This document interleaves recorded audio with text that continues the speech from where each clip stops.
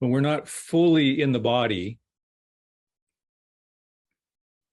in the present moment, organically in the body, anchored, our energy and power leaks out and is dissipated. So try to notice how much and how often you're not squarely in the moment, not anchored in the body.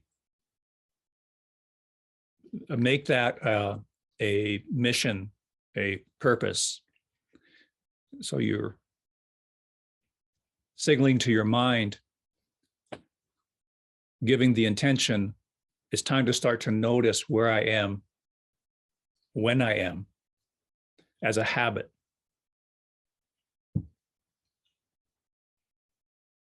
Noticing when you drift to the past, drift to the future, too much. Notice where you are in your body. Are you up here or you're outside your body? For example, kind of bringing the two together, placement and time. If I'm very much futurizing, very much about where I'm going to, what I do next, or I'm driving to, or I'm walking to next, even if it's from one room to another, the locus of my attention will tend to be out of my body. I'm displaced. I'm displaced in time and place, in a sense, displaced in this universe. I'm not squarely in it. I'm in other nebulous, touching various nebulous universes, nebulous multi-dimensions, but not squarely in this one. So give yourself the intention, give yourself the promise, give yourself the mission to start to notice, when am I and where am I? Generally speaking, when you're not right here and now in this organic body, your energy is being leaked and dissipated and diluted. Your personal power evaporates. You could even go to the extent to say that the degree to which you're in past and or future, and to the degree to which you're not fully anchored in your organic body, is the degree to which you have not accessed your personal power.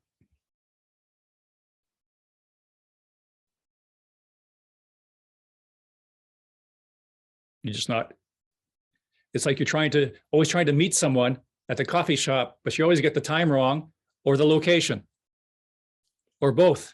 You never meet. You might even pass each other in the street and not know it.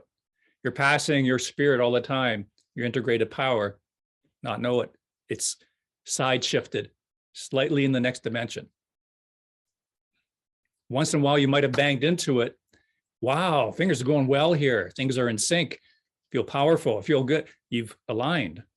Unfortunately, most of the time that's random, accidental, happenstance. So you can start to control your time traveling need. And eventually dissolve into the idea that there's only one time. So try to, again, give yourself, or come to let yourself realize the importance of noticing. It all comes down to awareness. Everything, whatever work we're doing. The key is awareness. The gateway is awareness.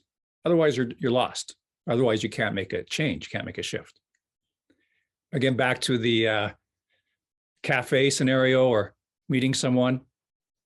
You can't get there if you're not aware of where you are now. You can't, even if you have the address, you have the address of where to go. You can't get there if you're not aware of where you are right now. You can't get there. There's an old joke, you probably heard it. If you've heard it, bear with me, my apologies. It's not a knee slapper, but there's some philosophy in it. So this person is in a strange town, in a new town, and they get lost. They're driving around trying to find this place, and they finally pull over, they see someone walking on the sidewalk, they pull over and ask this person, can you tell me where this address is? How do I get here? Where is this? I've been trying for an hour. And the guy says to the person driving, well, I can tell you where it is, but if I were you, I wouldn't start from here. It's not the best place to start from. But of course, so we're not in the best place right now. We're not the best version of our place right now. We're askew in time and place. That's okay. We start wherever we are, right here, right now.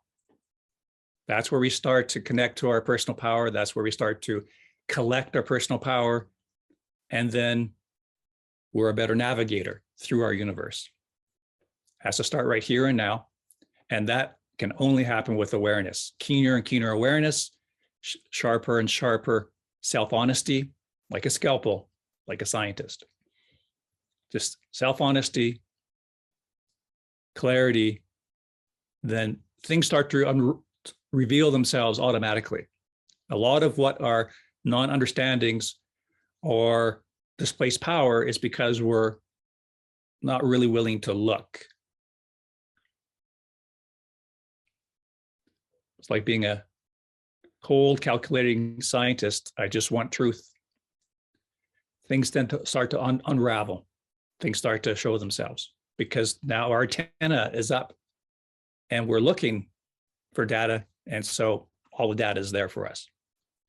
But if we don't know we're time traveling all the time, if we're not willing to know that we're spending time in past more than necessary, spending time in future more than necessary than the practical things we need, we'll tend to watch TV shows for escapism.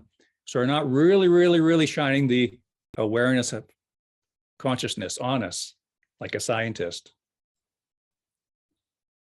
and noticing that we're displaced. And therefore, we're not noticing that our power is ebbing away. We can't keep our power. We can't integrate our power. We can't build our power. And what's interesting about the body arts is we get to work with building power very physically, very organically, building our chi, and that's where we're moving towards. So it's not some theoretical, what's personal power, am I getting some sort of spiritual power? There's very spiritual paths and very alchemical paths, and it can be very kind of shamanic or weird or ethereal. This is very, very anchored in our body. And eventually the mind becomes as tangible as our body. Our energy becomes as tangible as the body. You're working with what you have here, a real tool. So in terms of power, presence, it's building your chi, changing your body, become a better vessel of that personal power, the amount of chi that you have.